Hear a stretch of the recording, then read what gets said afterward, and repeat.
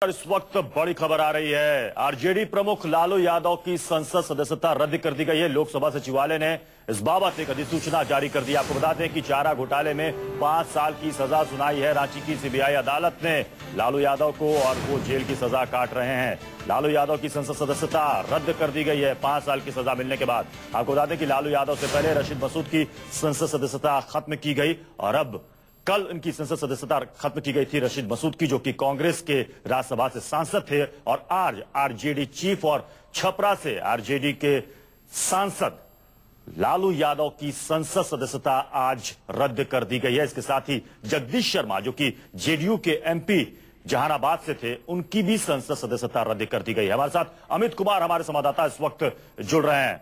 अमित, एक तरीके से कह सकते हैं कि लालू यादव के पॉलिटिकल करियर पर एक बड़ा फुल स्टॉप लग गया है।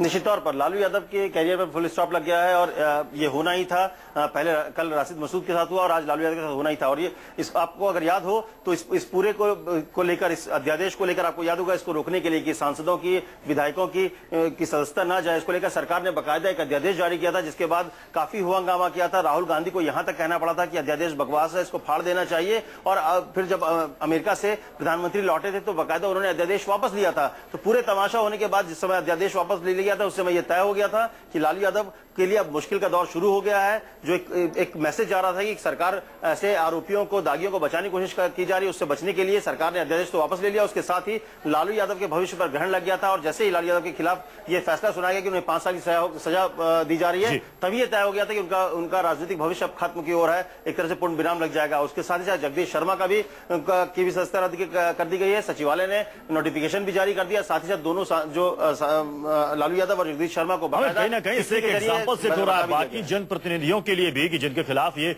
मामले चल रहे हैं और जिनमें 2 साल से ज्यादा की सजा उन्हें हो सकती है।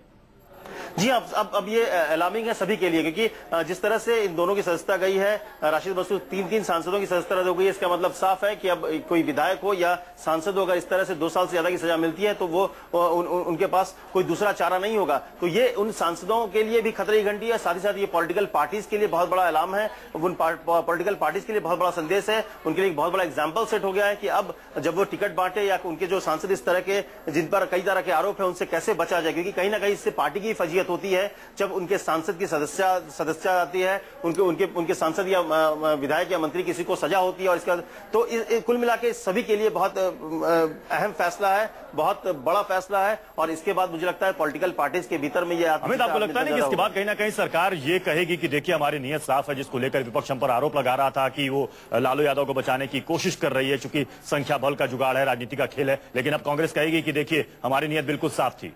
देखिए, ये सरकार कहने का जो मौका था वो खो चुकी है, क्योंकि जिस समय अध्यादेश जारी हुआ उस समय ये कहा जाने लगा कि ये जो अध्यादेश लाया गया है सिर्फ और सिर्फ कुछ लोगों को, अपने लोगों को बचाने के लिए। और आपको याद होगा उसके बाद बीजेपी के टॉप लीडर सुषमा जेटली और आडवाणी जाते हैं राष्ट्रपति से मिलने के लिए, राष्ट्रपति को वहां पर बताते हैं किस तरह से इस अध्यादेश के जरिए कुछ लोगों को बचाने की कोशिश की जा रही है। इसके बाद राष्ट्रपति देश के जो 3 बड़े नेता हैं उनको बुलाते हैं, और उसके बाद एक शुरू होता है हंगामा, और एक तरह से उस पूरे माहौल पर बनता है जैसे लग रहा है कि सरकार जो है ये अध्यादेश किसी को बचाने के लिए ला रही है। और अचानक राहुल गांधी प्रेस कॉन्फ्रेंस में पहुंचते हैं। प्रेस कॉन्फ्रेंस में वो उनका जो बहुत एग्रेशन था, उन्होंने बहुत कठोर शब्दों में कहा कि ये अध्यादेश बकवास है, इसे फाड़ कर फेंक देना चाहिए। और इसके बाद एक नया माहौल बनता है कांग्रेस के भीतर से। मंत्री, कुछ युवा सांसद इस बात की मुखालफत करते हैं कि जो अध्यादेश था वो गलत था। तो कह सकते हैं कि ये मौका सरकार ने खो दिया। ये चीजें पहले होनी थी, अगर अध्यादेश नहीं लाती तो ये मैसेज जाता कि हाँ, सरकार ऐसे लोगों को बचाने की कोशिश नहीं कर रही है। लेकिन अध्यादेश लाने के बाद, इन सारे तमाशों के बाद अगर अध्यादेश वापस लाती है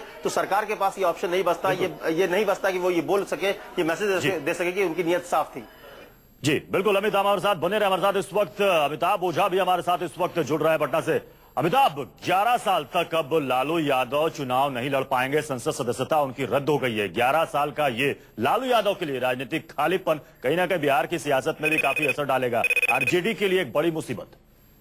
जी बिल्कुल प्रत्युष, जिस बात का अंदेशा था वही हुआ है और सबसे ज्यादा झटका लालू प्रसाद के साथ ही पूरी आरजेडी को लगी है, क्योंकि उनको एक उम्मीद थी कि अभी टलेगा, लेकिन जिस तरीके से उनकी सदस्यता गई है उसके बाद हालांकि इससे पहले ही बैठक करके पार्टी की कमान राबड़ी देवी के हाथों में दे दी गई थी और इसके लिए कोर कमेटी बनाई गई है। और राबड़ी देवी आपको बता दें कि पिछले 2 दिनों से अपने दफ्तर में बैठ रही है, हालांकि वो मीडिया से बात नहीं कर रही है, नाराज है, लेकिन लगातार बयान जारी हो रहे हैं उनके तरफ से और कल भी उनके बयान जारी हुए थे जिसमें उन्होंने अंदेशा जताया था कि यह साजिश है। और जिस तरीके से आज उनकी सदस्यता समाप्त हुई उसके बाद एक निश्चित तौर पे आने वाले दिनों में जिस तरीके से लोकसभा चुनाव नजदीक है, ऐसे में पार्टी के लिए मुसीबत ज्यादा बढ़ जाएगी, क्योंकि आरजेडी में हम बात करते हैं लालू प्रसाद को छोड़ने को जैसे नेता भी नहीं है जो सीधे जनता से मुखातिब हो और उनका जिनका क्रेज हो। जहां तक लालू प्रसाद की जमानत की बात करें तो वो भी अभी हाई कोर्ट में ही लंबित है, अभी उसको सुनवाई नहीं हो पाई है। तो ऐसे में आरजेडी की परेशानियां काफी बढ़ गई हैं। बिल्कुल, तो आरजेडी के लिए एक बड़ी मुसीबत यहां पर खड़ी हो गई है। लालू यादव की संसद सदस्यता चली गई है और अब 11 सालों तक वो चुनाव नहीं लड़ पाएंगे। लोकसभा चुनाव नजदीक है। आरजेडी के लिए बड़ी मुसीबत बिहार में वो अपने खोए हुए राजनीतिक आधार को कैसे दोबारा वापस हासिल करेगी। बहुत बहुत शुक्रिया हमारे साथ जुड़ने के लिए।